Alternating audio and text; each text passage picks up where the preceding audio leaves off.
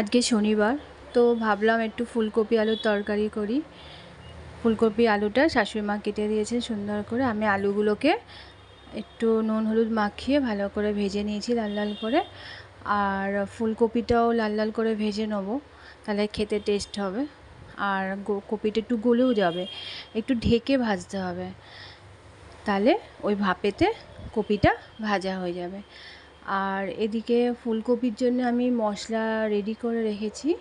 জিরে গুঁড়ো, ধনের গুঁড়ো, লঙ্কার গুঁড়ো আর টমেটো দেবো। নিরামিষ তরকারিতে একটু টমেটো না দিলে ভালো লাগে না। ফুলকপি আলুটা ভালো করে ভেজে নিয়ে তুলে রাখবো আলাদা। আর এদিকে কড়ার মধ্যে গোটা গরম মশলা দিয়ে আর মশলাটা যে আমি জলের মধ্যে মিশিয়ে রেখেছিলাম ওটা দিয়ে দেবো।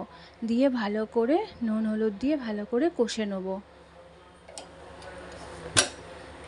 কারণ তেলটা যে একটু ছেড়ে আসবে কষতে কষতে, তখন ওই ভাজা ফুলকপি আলুটা আমি মশলার মধ্যে দিয়ে দেবো। দিয়ে সুন্দর করে নেড়ে চেড়ে যাতে মশলাটা একটু ভালো কষা হয়। যেহেতু গুঁড়ো মশলা তাই বেশি কষবো না।